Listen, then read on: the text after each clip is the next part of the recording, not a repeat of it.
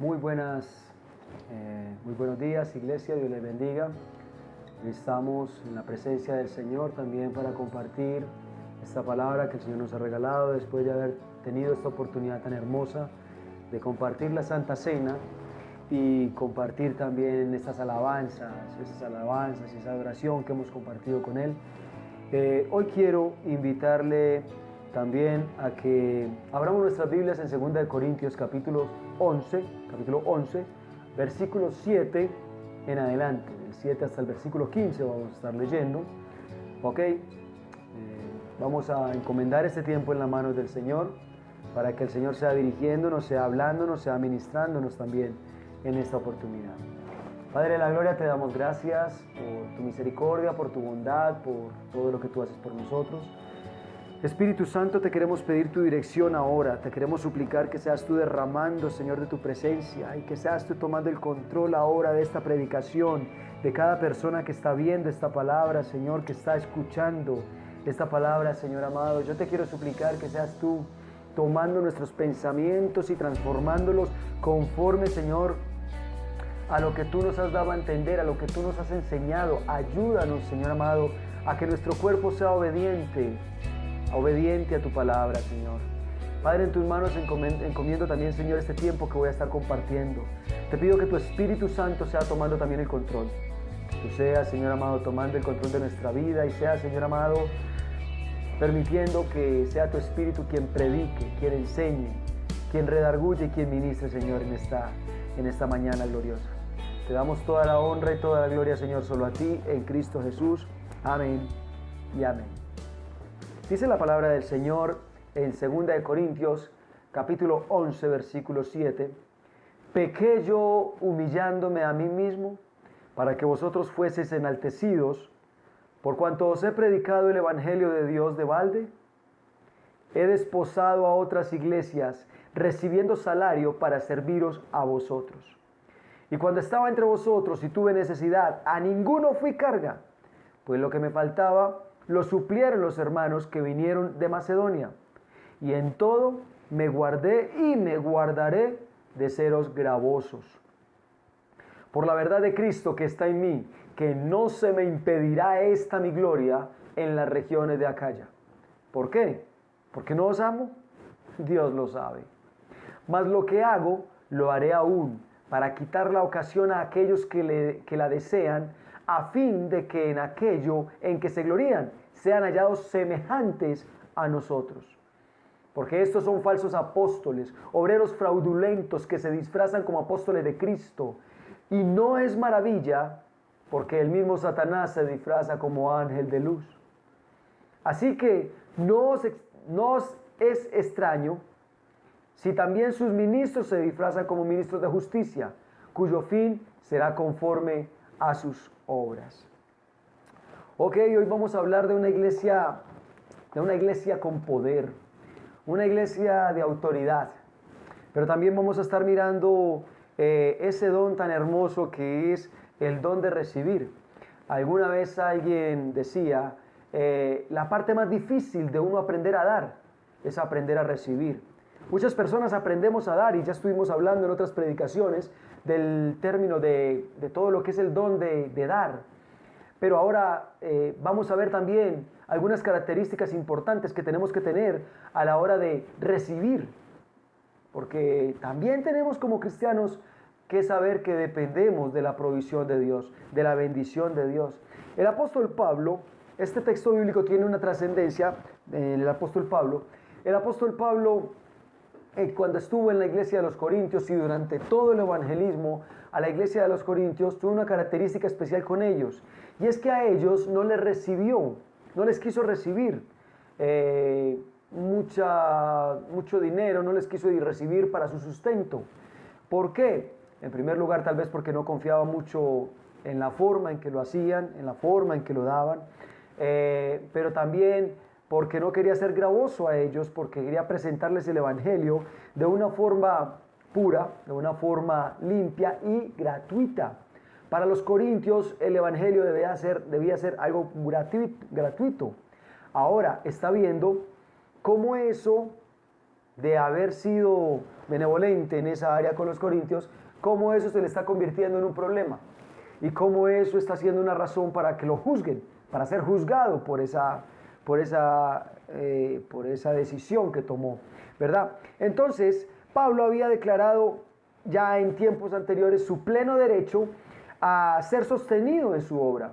Ya él lo había dicho. Eso también era coherente, iba coherentemente con las palabras dichas por Jesús, que el obrero también es digno de su salario, por varias formas, varias expresiones, iba coherente con las palabras de Jesús. Sin embargo, él nunca quiso recibirle entonces a los corintios para que ese evangelio se presentara completamente gratuito y que no hubiese problemas para que ellos lo recibieran. Pablo también pudo haberse sentido comprometido de alguna manera con ellos si les recibía algo de ayuda económica. Y escuche bien eso, porque eso te deja una gran enseñanza para nosotros. Iglesia, no es suficiente solamente con recibir la bendición de Dios, con que todo lo que llegue. Sabemos que el cristiano, el creyente, vivimos de la provisión de Dios, pero debemos de evaluar varias cosas a la hora de recibir una bendición de Dios que llega por otras personas. Ojo, querido creyente, Pablo lo tuvo en cuenta. Primero, el nivel de compromiso que nos puede acarrear recibir esa bendición. Hay ocasiones en las cuales usted recibe una bendición y usted sabe que esa bendición le va a salir más cara de lo que le están dando. Usted sabe que va a terminar más comprometido, va a terminar más endeudado y va a tener que responder. Pablo se cuida de esa área a la hora de recibir. Ok, se cuida de no quedar comprometido con nadie. Si ves una persona que te quiere comprometer dándote algo, lo que dice Pablo es: yo más bien no le recibo nada. Dios me provee a mí, Dios me sustenta por otras partes, por otros medios. Ahora, también es importante evaluar y tener en cuenta la procedencia de esa bendición. Porque si esa procedencia viene de dineros fraudulentos, vamos a tener mucho que decir mucho por qué responder delante de la presencia del Señor. Si no lo hacemos, entonces podemos estar cayendo también en un mercantilismo del Evangelio, donde recibimos cualquier cosa con tal que llene nuestras arcas, nos sustente, y eso va a destruir nuestro ministerio y también va a destruir a todas aquellas personas que nos rodean. Esa forma de pensar y esa forma de no evaluar las bendiciones que llegan pueden ser destructivas. Hay bendiciones que llegan para destruir tu vida.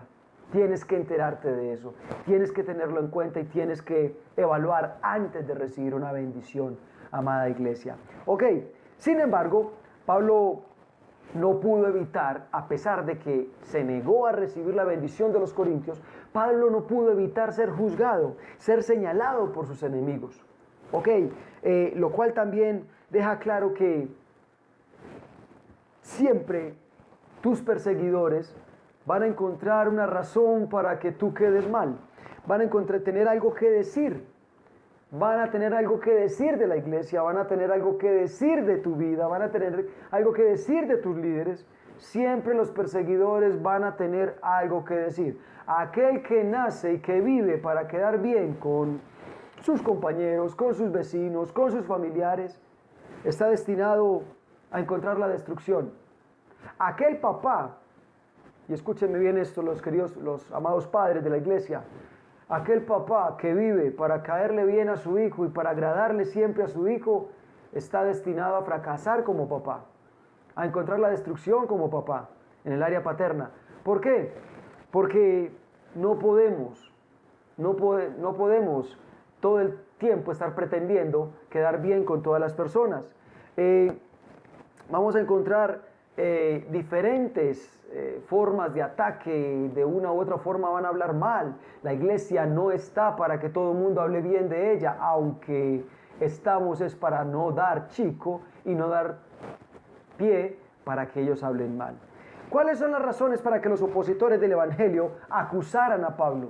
Y quiero que usted mire quiero tocar tres razones básicamente, por las cuales estos perseguidores acusaban a Pablo, según este texto bíblico y según el libro de los Corintios, que también son las razones por las cuales muchas veces la iglesia se siente atacada, perseguida, y vamos a mirar la reacción de Pablo a esa persecución, a esos ataques, cómo no dejó que eso interviniera en su misión y en su ministerio. En primer lugar, los opositores de Pablo hablaban de que Pablo mismo reconoce, como no recibía la ofrenda de los corintios, eso es porque Pablo reconoce que no merece ser sostenido por los corintios. Mire cómo voltean la situación. Pablo no recibe nada de los corintios porque Pablo mismo reconoce que no merece ser sostenido, ya que reconoce que él no es un verdadero apóstol. Por no ser un verdadero apóstol, entonces obviamente no merece, él reconoce y entiende que no debe ser sostenido. En la anterior predicación hacíamos referencia a la necesidad que tenemos algunas veces de recordarle al mundo lo digno que es nuestro llamado. Y no por nosotros, sino por aquel que nos llamó. No es por nosotros, sino por aquel que nos llamó. La dignidad del llamado del siervo de Dios está en aquel que lo llamó. Y hablábamos también de que Pablo se defendía, pero no porque se defendiera a sí mismo, sino porque defendía a aquel que lo llamó, a aquel que lo escogió, a aquel que lo apartó. Entonces es importante ver cómo Pablo se defendía. Ahora, todo cristiano debe sentirse digno dentro de su casa, dentro de su hogar, dentro de su familia, al frente de sus hijos, al frente de sus compañeros de trabajo. Mire, el Evangelio vino para dignificarnos, para hacernos mejores personas, para levantar nuestra moral, para cotizarnos, valorarnos. Y es increíble que muchas veces como creyentes, como cristianos, nosotros no estemos dándole la dignidad a ese Evangelio. No estemos dándole la altura a ese Evangelio. Todo cristiano debería sentirse digno dentro de todas esas áreas y en especial delante de sus familiares. Hay ocasiones en las que llega tío rico. Como dicen por ahí alguien, todos tenemos un tío rico. Y si usted no tiene un tío rico es porque usted es rico. Entonces, cuando llega tío rico a la casa, él se siente muy digno. Las personas que te apoyan económicamente se sienten muy dignas, se sienten con autoridad sobre tu vida. ¿Por qué? Porque está aportando económicamente. Y como el cristiano, como tú que eres creyente, tú que eres cristiano, no tienes nada económico que aportar, entonces te sientes poco digno, te sientes pequeño, insignificante. ¿Qué fue lo que hizo Pedro y Juan? Lo que hicieron cuando encontraron un paralítico, un hombre cojo, al frente, en toda la entrada del templo, y les pidió que les diera una moneda. Ellos lo que dijeron es: no tengo oro ni plata, pero lo que tengo te doy. Y en el nombre de Cristo Jesús, levántate y anda. ¿Qué sucedió aquella mañana? Le dieron sanidad, le trajeron el Espíritu Santo, le dieron a conocer la palabra de Dios. Nosotros tenemos que dignificar el Evangelio que creemos. Tenemos mucho más poder que el que tiene el dinero. Por eso nos tenemos que sentir dignos, nos sentimos que sentir poderosos, de verdad, dentro de nuestro hogar. Tenemos que dignificar a aquel que nos llamó. Tenemos que mostrar a un Dios poderoso al cual le servimos, en el cual estamos. Ahora, en segundo lugar, otra de las áreas que podía ser criticadas en el texto bíblico es: no es consecuente aceptar ayuda, que Pablo acepte ayuda de los creyentes macedonios. Ya que ellos los macedonios, eran conocidos como una cultura helenista. ¿Qué significa helenista? La palabra helenista viene de Heleno, uno de los reyes, de los emperadores griegos. Cuando Grecia tuvo su apogeo, su gran momento, ellos iban ganando terreno, y donde llegaban a conquistar, ellos no llevaban su imposición religiosa, no, ellos llevaban su imposición cultural. Entonces, Heleno vino y trató de conquistar la cultura de cada una de las naciones. Los griegos traen la cultura del amor a su propio cuerpo, de todo lo que es la figura, los deportes. De hecho, los griegos son los que traen la cultura de los deportes desnudos, porque era el culto al cuerpo como tal, ¿verdad? Entonces, las culturas o las naciones, las ciudades que se dejaban colonizar por los griegos, se llamaban culturas helenizadas o culturas helenistas, ¿verdad? Y esta cultura de los macedonios fue una de las culturas que más se dejó llenar de esa connotación, de esas ideas. Ok, entonces los macedonios eran conocidos como una cultura helenista, una cultura griega, una cultura pecaminosa que se dejó contaminar. Entonces le acusan a Pablo y le dicen, ¿cómo es posible que tú recibas dinero? ¿Cómo es posible que tú recibas ayuda económica de unos hombres que son pecadores, de unos hombres que son contaminados, sucios, que rinden culto al cuerpo? Era obvio que las personas que estaban sustentando a Pablo y sosteniendo a Pablo no eran los helenistas, no, eran los macedonios creyentes convertidos al evangelio, eran los macedonios arrepentidos y transformados. Lo que pasa es que obviamente de alguna parte se tenían que pegar los perseguidores, pero es de la misma situación hoy en día, es la misma condición. Aquellos que atacan tu evangelio, atacan la economía de una iglesia, es que allá se roban la plata. Es que allá atacan, es que mire, ya le va a llevar usted la plata. Mire que los pastores se enriquecen, allá la plata se pierde. Es que claro, cantidad de ataques que usted y yo sabemos, es obvio que no son ciertos, pero no nos atrevemos a defenderlos como los defendía Pablo. No nos atrevemos a decir basta, eso es mentira.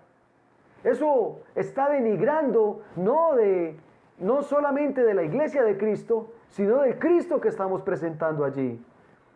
Porque ¿qué clase de Cristo estamos presentando si vivimos en medio de eso? Ahora, no desconocemos que vivimos en un medio, involucrados en un medio donde los pastores y muchas denominaciones se han involucrado con dineros de mala procedencia.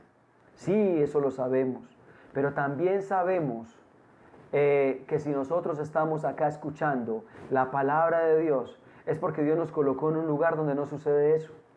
¿Y por qué si nosotros tenemos la verdad y no tenemos nada que ocultar, por qué no lo defendemos? ¿Por qué no decimos basta, eso que lo que nos están atacando es mentiras? Eso no indica que todas las iglesias entonces sean malas. Si nuestras finanzas están sanas, ¿por qué ocultarlas? ¿Por qué avergonzarnos? El apóstol Pablo termina en el versículo 10 diciendo, por la verdad de Cristo que está en mí, que no se me impedirá esta mi gloria en las regiones de Acaya.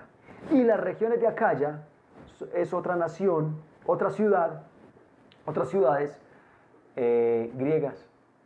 Él dice, en estas culturas griegas he encontrado creyentes que se han apartado del helenismo, se han apartado de todo lo que es el culto al cuerpo, se han apartado de su paganismo, le han creído a Cristo y se han convertido en personas confiables. Yo no tengo nada de qué avergonzarme, no tengo nada que ocultar. Ok, así se defiende Pablo. Son los mismos ataques que estamos recibiendo en nuestra época actual. En tercer lugar, también se decía que quizá tenía motivos ocultos, que su actitud ante los corintios era para después aprovecharse de ellos. Motivos ocultos, que tal vez él se quería aprovechar más adelante de ellos. Pablo viene y defiende también su ministerio diciendo, qué pena, lo que yo les enseñé a ustedes desde el principio, eso es. El evangelio debe ser claro. El evangelio debe ser claro, así como lo predica Pablo. Pablo defiende su evangelio diciendo, yo no vine como los superapóstoles a entretenerlos a ustedes, a engrandecerme a mí mismo. El evangelio es transparente y de hecho la palabra de Dios lo enseña. La palabra de Dios dice en San Juan capítulo 10 que el buen pastor entra por la puerta. Mira la comparación que Jesús hace. El buen pastor entra por la puerta, mientras que los ladrones entran por las ventanas. Piensa en una casa. Cuando alguien entra por la puerta, cuando toca la puerta y usted le abre, eso inspira confianza, eso inspira transparencia. De hecho, usted lo dejó entrar. Pero si usted ve a alguien entrándose por la ventana, entrándose por algún hueco, por algún patio, usted dice, este tipo no viene con buenas intenciones. Hay algo oscuro, hay algo malo en su intención. El evangelio que presentamos es un evangelio que entra por la puerta. Un evangelio transparente, un evangelio que debe ser siempre con buena intención. Con buena intención de parte de Dios para todas sus ovejas. Ok, alguna vez escuché a alguien que me decía, inclusive, siempre hemos evangelizado y siempre cuando estamos evangelizando y predicando, le decimos a las personas, mira qué interesante, nosotros no queremos que las personas cambien de religión. Nosotros queremos que Jesucristo transforme sus vidas. Yo creo que tal vez toda persona que haya sido evangelizada por nosotros ha escuchado esos términos.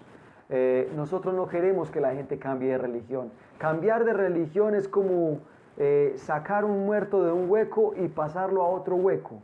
Lo sacaste de una religión y lo metiste en otra. Es el mismo muerto pero en diferente hueco, ¿verdad?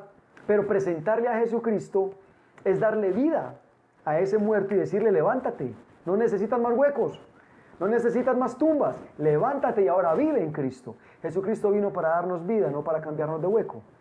Entonces nosotros no queremos que la gente cambie de religión. Así evangelizamos y alguna vez, entre tantas personas que el Señor nos ha permitido compartirles la palabra, alguien vino y nos dijo, ustedes son muy astutos, ustedes son muy sagaces. Le dije, ¿por qué estás diciendo eso, mujer? Me decía, porque ustedes le dicen a uno que no le van a cambiar de religión. Pero véame, ya cambié de religión, ya terminé en otra religión. Ustedes poco a poco lo van cambiando a uno, pero le dicen a uno que no quieren cambiarle de religión. Fue interesante porque le pude responder a esta mujer y pude hablar con ella y nos terminamos dando cuenta de que ella misma fue cambiando su estilo de vida. Ella misma fue conociendo a Jesucristo y dándose cuenta lo que Cristo quería de ella y lo que no. Y fue ella misma voluntariamente la que dijo, yo voy a terminar cediendo a esto, voy a terminar renunciando a esto. Pero se dio cuenta que nosotros no teníamos nada oculto, no teníamos una doble propuesta. Y así es el evangelio. Yo le quiero invitar, iglesia, le quiero invitar a que usted presente un evangelio a su familia, donde inspire confianza, donde haya transparencia, donde haya tranquilidad. Ahora, ¿qué es lo importante de todo esto? ¿Dónde radica la importancia de la persecución que le estaban haciendo a Pablo y la persecución que también nos hacen a nosotros? Recuerde, las tres áreas en que están persiguiendo a Pablo también son las mismas áreas en que nos persiguen a nosotros. Primero, a veces quieren aplastarnos y que tú no eres digno de entre tu casa. Segundo, de dónde están procediendo tus ayudas, lo que Dios te da como una bendición se convierte en un punto de crítica y te cuestionan grandemente.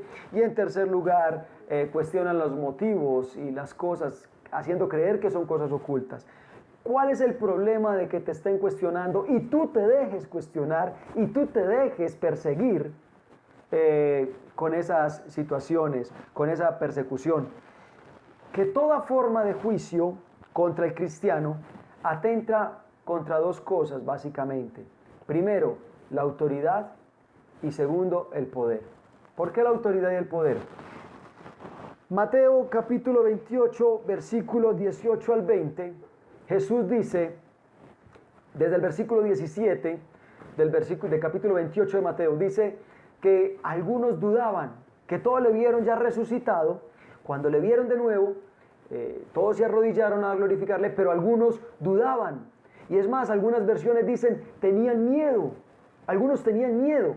Entonces en el versículo 18, Jesús viene y les dice, toda autoridad me es dada en el cielo y en la tierra. Por tanto, id y haced discípulos a todas las naciones, bautizándolos en el nombre del Padre, del Hijo, del Espíritu Santo, enseñándoles que guarden todas las cosas que yo os he enseñado, y he aquí yo estaré con vosotros todos los días hasta el fin del mundo.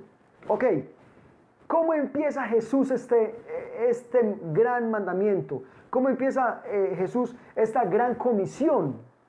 Diciendo, toda autoridad me es dada en el cielo y en la tierra.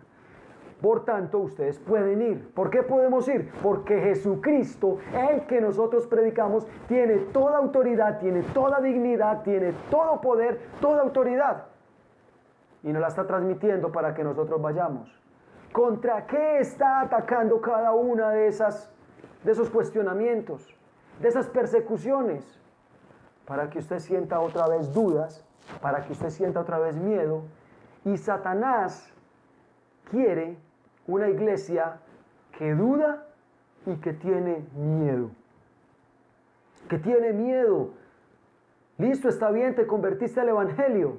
Te voy a dejar entonces que seas cristiano, pero vas a ser un cristiano miedoso.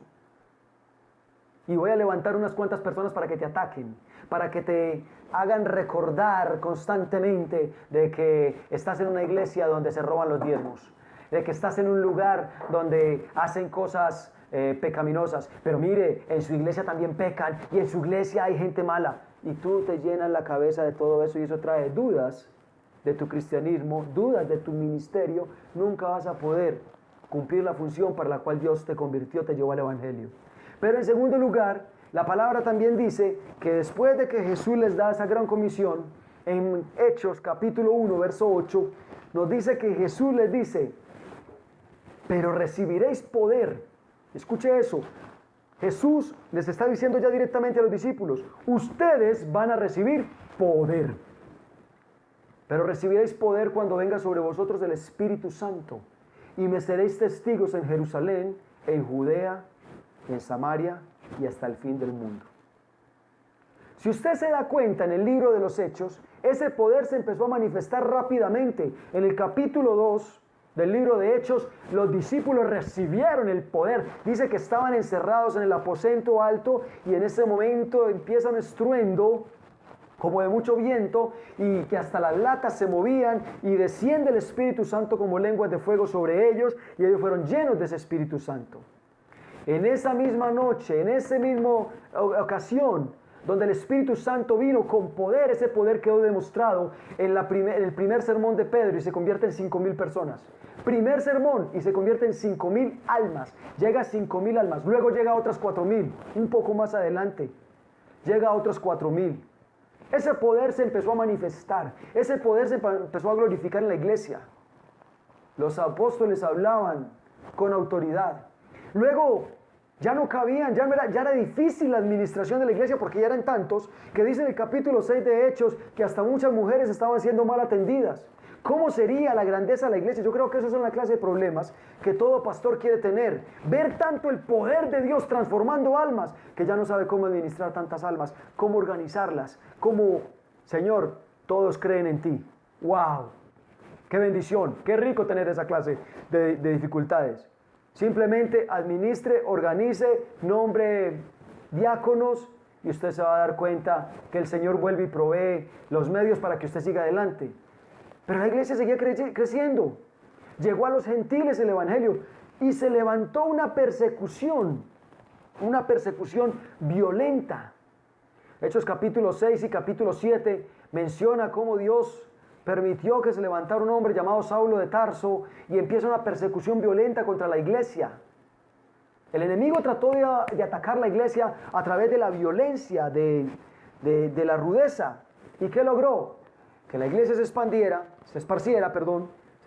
por todas partes. Se funda la gran iglesia, Hechos capítulo 8, se funda la gran iglesia en Samaria, una mega iglesia de tal manera que tuvieron que llamar a Pedro, a Juan, que subiera a Samaria para que la observara, porque Felipe estaba atosigado con tantas ovejas, atosigado. El poder de la iglesia se manifestó inmediatamente, explotó.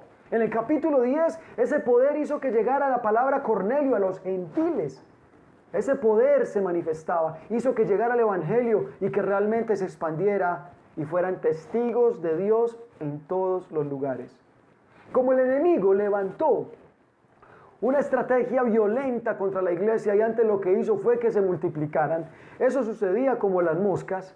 Usted mata una y vienen 15 al entierro, se llena usted de moscas en su casa. Eso es impresionante, así eran los cristianos. Usted mata uno y resulta que aparecen 30, aparecen 40. Si en una predicación se convierte en 5,000, ¿qué esperamos de un montón de predicadores andando por todos lados? Ese era el poder que Dios le había otorgado a la iglesia. Satanás quiso perseguirlo a través de la violencia y no pudo. Antes se multiplicó. Entonces, ¿qué hizo? Entonces, ¿cómo atacó? Entonces utiliza el poder de la murmuración contra ella. Aquí, ¿qué es lo que estamos viendo? Simplemente un cambio de estrategia de parte de Satanás. Satanás levanta un poder de murmuración en contra de la iglesia. Y se da cuenta que a la iglesia la debilita en gran manera el qué dirán. Pero ¿qué van a decir mis familiares cuando yo en una reunión familiar me levante y diga, yo quiero orar por el cumpleañero, la quinceañera, yo quiero orar por mi papá, por mi mamá que están cumpliendo, no sé, aniversario, yo quiero orar por esta reunión familiar, pero ¿qué dirá mi familia? Que yo soy el evangélico, que perdemos el poder, nos debilitamos por el qué dirán, la murmuración. Y se dio cuenta Satanás que eso sí afectaba a la iglesia, que eso sí tocaba a la iglesia. Cuando perseguían la iglesia se fortalecía. Cuando perseguían, golpeaban, mataban a los cristianos, la iglesia se fortalecía. Cuando hablan de ella, cuando murmuraron de sus actos, la iglesia se debilitó y se opacó, no teniendo nada de qué avergonzarse. Sabiendo y entendiendo de que no tenía nada de qué avergonzarse. Estamos hablando de la iglesia primitiva, estamos hablando de la iglesia de hoy. Estamos hablando de la iglesia del apóstol Pablo, estamos hablando de 2 Corintios, estamos hablando de la época actual. Matan a un cristiano y se levantan nuevos creyentes a defender, a pelear. Murmuran contra la iglesia de Cristo y qué vergüenza. ¿Qué tenemos que ocultar? ¿Qué tenemos que hacer? Entonces, ¿qué dice el apóstol Pablo? Versículo 10. Por la verdad de Cristo que está en mí, que no se me impedirá esta mi gloria en las regiones de Acaya. ¿Por qué? Porque no os amo. Dios lo sabe.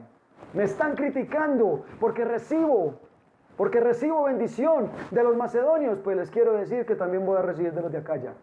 De los más pecadores, de los griegos, de los helenistas. De ellos voy a recibir. ¿Por qué? Porque no tengo nada que ocultar. Porque tengo el poder de Dios y nada va a impedir. Por la verdad de Cristo que está en mí. Escuche eso. ¿Qué vale más en su vida, iglesia? ¿Qué vale más en su corazón? ¿El qué dirá su familia o la verdad de Cristo que está en usted? ¿Qué vale más? ¿Lo que van a decir sus compañeros de trabajo? ¿Lo que va a decir aún su patrón cuando sepa que usted es cristiano? ¿O la verdad de Cristo que habita en usted, que está en usted? Pablo dice, esa verdad es más poderosa que lo que están diciendo. Y los perseguidores no se van a salir con la suya. Voy a predicar más el evangelio a estas regiones. Y de estas regiones voy a sacar personas más confiables, a las cuales les voy a recibir esa bendición. Ok, entonces, Pablo dice, no, Pablo se les para la raya, no voy a dejar que esto me ataque. Y eso hace, el hecho de que Pablo se pare en la raya, cuando la iglesia de Cristo también se para en la raya y reconoce el poder de Dios, y vale más el poder de Dios, vale más la verdad de Cristo que habita en ellos, ¿qué sucede? Eso hace que quede al descubierto la razón por la cual te atacan, la razón por la cual somos perseguidos. Mire ese versículo 12, mas lo que hago, lo haré aún, para quitar la ocasión a aquellos que la desean, o sea, los perseguidores, a fin de que en aquello en que se glorían sean hallados semejantes a nosotros. Aquello en que se glorían para mal, sean hallados semejantes a lo que ellos mismos están diciendo de nosotros, a lo que ellos mismos están atacando. ¿Qué es lo que sucede? Sigue diciendo el versículo 13, porque estos son falsos apóstoles, obreros fraudulentos que se disfrazan como apóstoles de Cristo. Escuche eso.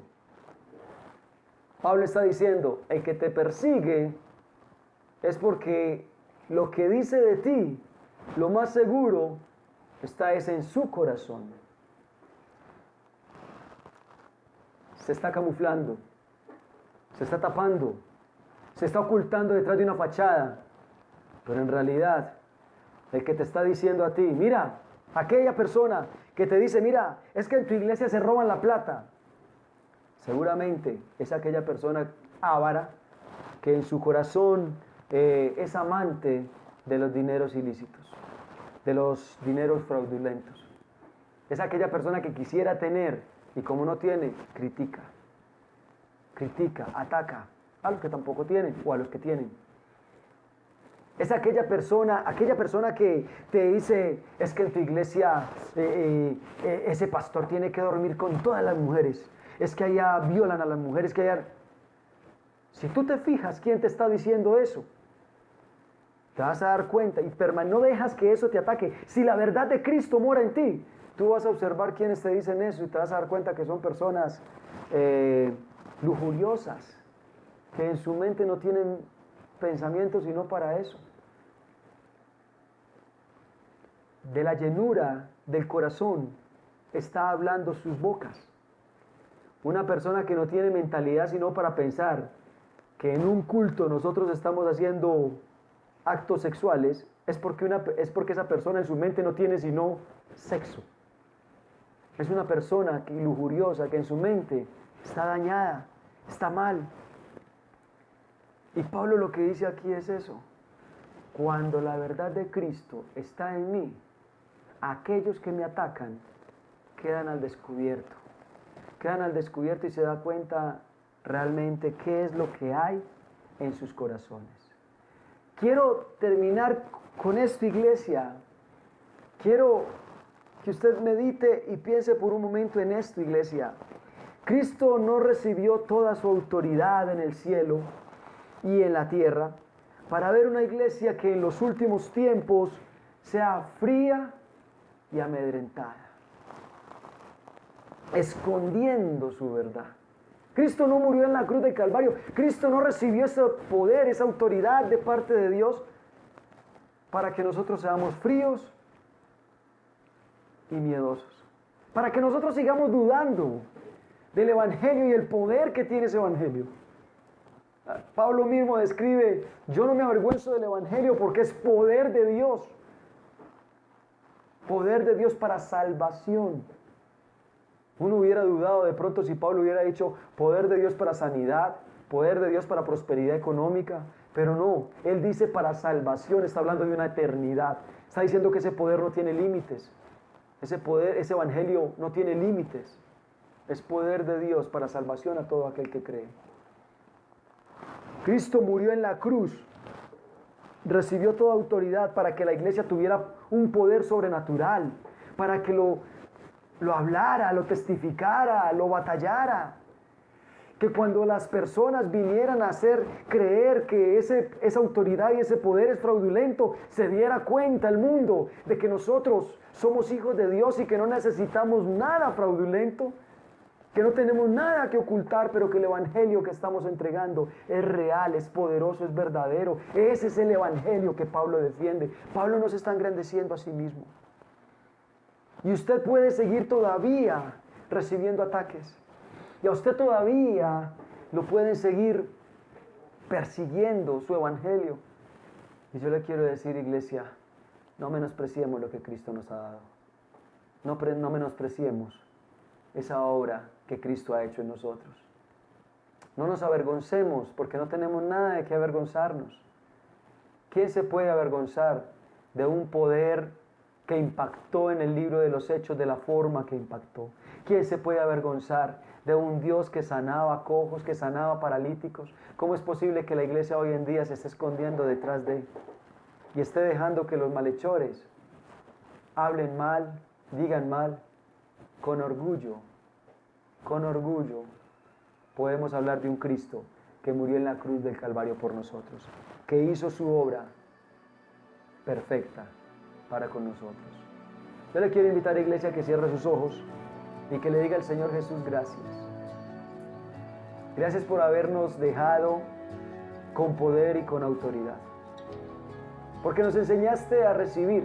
Sí, dependemos, somos una iglesia que dependemos económicamente de ti. de tu provisión, de tu bendición. Pero eso no nos quita para nada el poder. Eso no nos quita para nada la autoridad.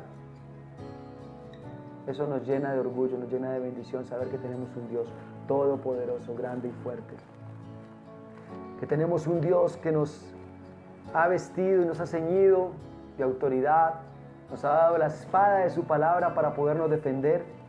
No nos ha dejado en este mundo a la deriva, sino que nos ha dado las herramientas suficientes. Yo te doy muchas gracias, Dios del cielo.